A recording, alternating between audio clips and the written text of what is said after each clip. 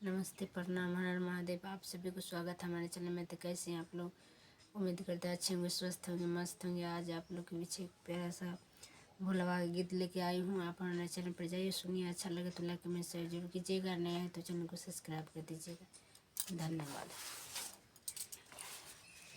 दुनिया भूले तो भूले हो, शिव गुरु आप नहीं भूले है। दुनिया भूले तो भूले हे, शिव गुरु आप न भूली है जी।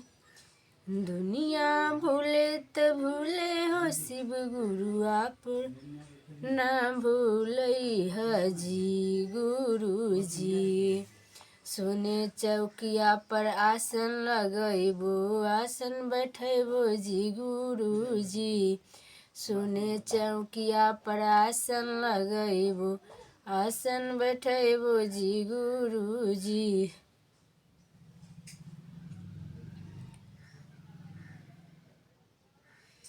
देवघर में रहला, काशी में रहला, कैसे पर्वत पर रहला जी। गुरु जी देवघर में रहला, काशी पर्वत पर रहला,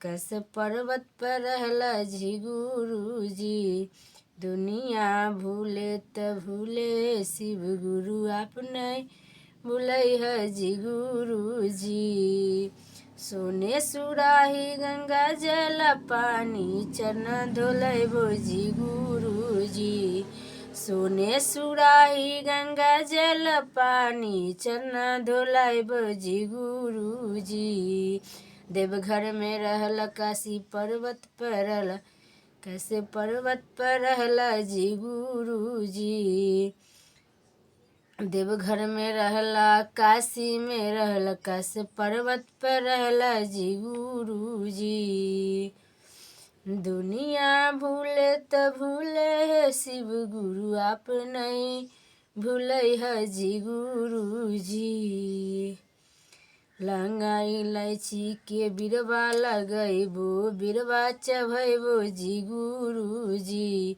लंगा इलायची के बिरवा लगैबो, बिरवा चढ़ैबो जी। गुरु जी देवघर में रहला, काशी में रहला, कैसे पर्वत पर रहला जी। गुरु जी देवघर में रहला, काशी में रहला, कैसे पर्वत पर रहला जी। गुरु जी सोने के थारी में छप्पन रंग में बा भोगवा लगाइब जी। गुरु जी सोने के थारी में छप्पन रंग में बा भोगवा लगाइब जी। गुरु जी देवघर में रहला, काशी में रहला, कैसे पर्वत पर रहला जी। गुरु जी देवघर में रहला, काशी में रहला, कैसे पर्वत पर रहला जी। गुरु जी